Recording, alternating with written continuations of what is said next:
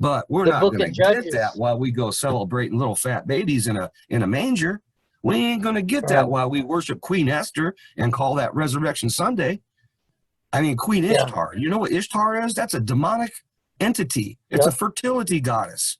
It's written right there Yep. in Jeremiah.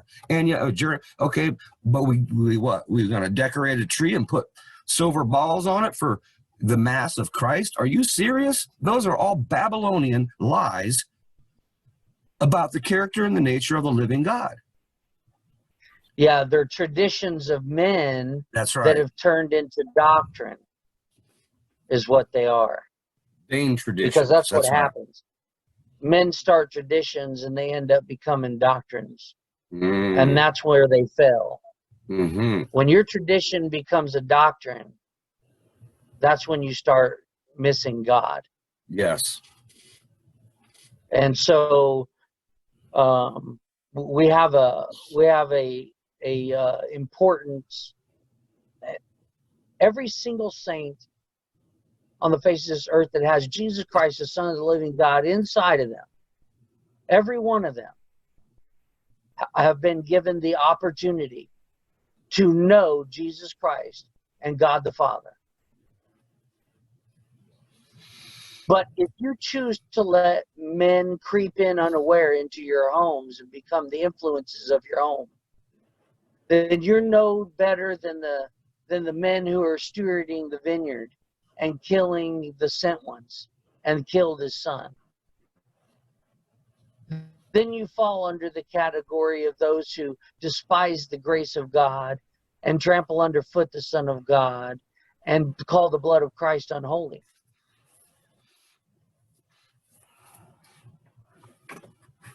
This is what happens. When you start going south, you go real south, you know? Mm-hmm. Things just don't go a little bit. You end up finding yourself in a hole you can't get out of. Only God can help you. What drives me crazy is I watch God help people that refuse to change the way that they think. And that just shows how much he loves. You know, and he's done it to me time and time again. Mm-hmm. Love me beyond my issues. That's love, because he hates the flesh, he says. He hates it, but yet he'll heal it for us. That's some love. He heals the very thing that he hates so that he can keep the fellowship going. That's right. That's why he does it. And he trains us to, again, this is the dividing of the soul and spirit. This is the revelation of who he is. As he reveals himself, it's easy to see what is the flesh and what is the Spirit of God. And so, Word of God tells us, go ahead. Well, I was just saying, God brings us to a place where we agree with his judgments on the flesh. Even though they're painful, we start to learn to agree with them, and we start to be one with the fire. We're no longer running from the fire, we're living in it. Right. And if we're not living in the fire, and we don't like the sufferings of Christ, then we're going to stay in the same season. Yes. We'll never leave that season. No. The season will stay there forever. And as long as you choose to believe what you want to believe instead of seek out truth and change as you discover it, then you can just stay right where you are.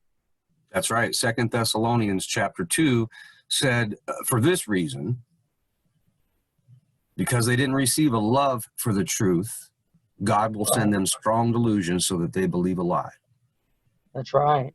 And so the issue is, again, I'm going to say this 100 times over, and it's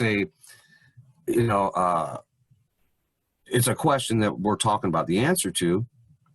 Is it possible to think that you know God and you don't really know him? Is it possible to be in Christianity for 20 years and think you know God? And yet the God that you have is a demonic spirit. I mean, And it when doesn't you, grow. It doesn't grow. that's right. That's your first clue. If your relationship with God isn't getting deeper and better and it doesn't grow, then you have to question yourself. That's twice dead. Twice Because you dead. think you're alive, but there ain't nothing growing there. You're twice dead. You think you're alive, man. So many times I've been guilty of that. Me too. So many times. You're bringing something up that goes right along with what we're talking about. Let's say you have a pair of glasses that are not at the prescription level that your eyes need. And so you're walking around wearing a pair. This is not you. This is just, I just heard a parable. Right. You're walking around with a pair of glasses on and everything's blurry. And so you're holding a cup in your hand, but you think it's a log. So you get a different pair of glasses that's made with your prescription, and then you put them on, and then you see all along you were holding a cup and not a piece of wood. Right. It's changing the glasses. That changing the glasses is God revealing himself to you as he is, not with the doctrines and the traditions of men, but as he is. And so that second pair of glasses, which is adjusted at a prescription for your particular eyes, that's what's going to make you see what you've been holding in your hand the whole time. And you quit calling it a piece of wood. You know, you quit calling it a log because now you can see clearly it's a glass. Well, that's what happens when God corrects us about his character and his nature. It's crushing. It's crushing to think that you know God and you've built your life in Christianity on this belief in God. And then the real God shows up and says, nah, that's not me at all. Jesus said it this way, for judgment, this is John 9:39, for judgment, I'm come into the world so that those who see or think they see may be made blind.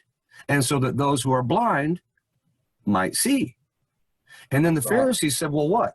Are we blind also? And Jesus said, if you were blind, you would have no sin. But now you say you see, so your sin remains. I can testify of this in Christianity. I thought I knew God. I thought I saw. Yeah. But he had to bring me to blindness and dependency so he could reveal himself as he is, separate from the doctrines and the traditions of men. And I'm telling you, very few will come out of that system. But like it says in John, he leads his sheep out. They know his voice. He calls them by name, and another they will not follow. Come out of her, my people. Be not partaker of her sins, or receive of her plagues. Come out of Babylon. Come to the truth of the living God. Acknowledge that you don't know him and throw yourself on the ground and ask him to reveal himself to you as he is. That's what the repentance from dead works is. It's not just don't smoke, don't drink, don't cuss. It's a change in your mind based upon the revelation of the Father. That is the foundation of his kingdom, the revelation from him inside, just like it was with Peter. And so Jesus said, you're Peter, and on this rock. Now, Peter wasn't the rock, but the revelation of the Father in him, that is the rock. That is the foundation that he builds his called out ones. Again, that he builds his church. That word is ecclesia. It means called out. Well, how many? I'm talking to anybody that's listening to this right now. Have you been called out of Babylon? Because only his true disciples are called out of Babylon. Yeah, and only those who've come out are going to call it Babylon anyways. Yes, it's a revelation. Again, it's between spirit and flesh. Yeah. But when you're dealing with Babylon, now you're dealing not just with flesh. You're dealing with deceived flesh, but you're dealing with a principality, a spiritual force. It's not carnal, but it manifests through carnal and carnality.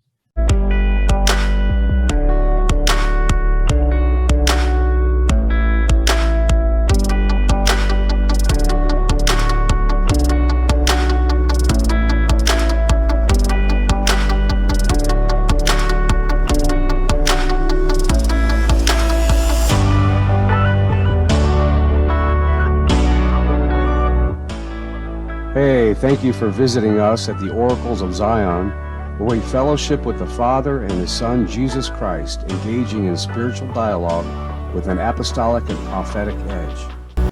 Don't forget to hit the subscribe button to receive all of our new and upcoming videos.